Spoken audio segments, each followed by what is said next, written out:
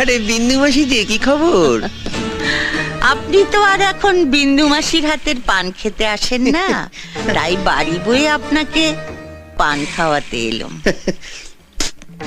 সম্পর্কটা এখানেই শেষ করে দিলেন সামন্ত মশাই? এ তুমি কি বলছো মাসি? তোমার সঙ্গে আমার সম্পর্ক কি আজকের? আমি আগে যেমন তোমায় ভালোবাসতাম এখনো তেমনি ভালোবাসি। এর চেয়ে বেশি বলার আগে আপনার লোকদের সরে যেতে বলুন সামন্ত মশাই। দেখলে তোমার সঙ্গে আমার সম্পর্কটা এখনো কেমন মধুর। গার্ডদের সামনে তুমি আমায় গালাগাল দিলে না। এবার দেব। আমি জীবনে অনেক হারামি দেখেছি, কিন্তু আপনার মতো এক পিসও দেখিনি। এই যে সাদা ধুতি পাঞ্জাবি পরে মন্ত্রী হয়ে হিল্লি দিল্লি ঘুরে বেড়াচ্ছেন, কার জন্যে? আমার জন্যে, এই বিন্দুবাসীর জন্যে। ভোটের সময় বুথের সামনে বোমা ফেলে ছাপ্পা মেরে আমার ছেলেরা 60% ভোট আপনার পকেটে ঢুকিয়ে দিয়েছিল।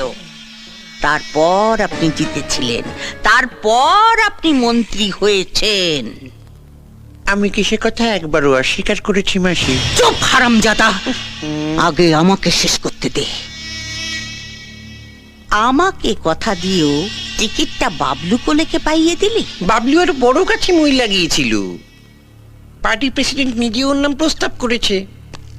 তবে আমিও বলে দিয়েছি, কর্পোরেশনের মেয়র কিন্তু মাসিকেই করতে হবে।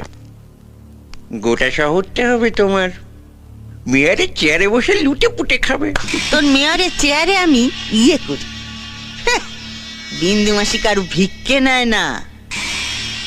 আপনার পার্টি আমাকে টিকিট দিক বা না দিক, ভোটে আমি দাঁড়াচ্ছি ওই বাবলু কোলের বিপক্ষে। ভোটের এখনো অনেক দেরি আছে, তার আগেই আপনি জানতে পেরে যাবেন কে জিতেছে, ওই বাবলু কোলে না এই বিন্দু মাসি। তারপর দেখ কেমন লাগে। এই চলে আয় সবাই।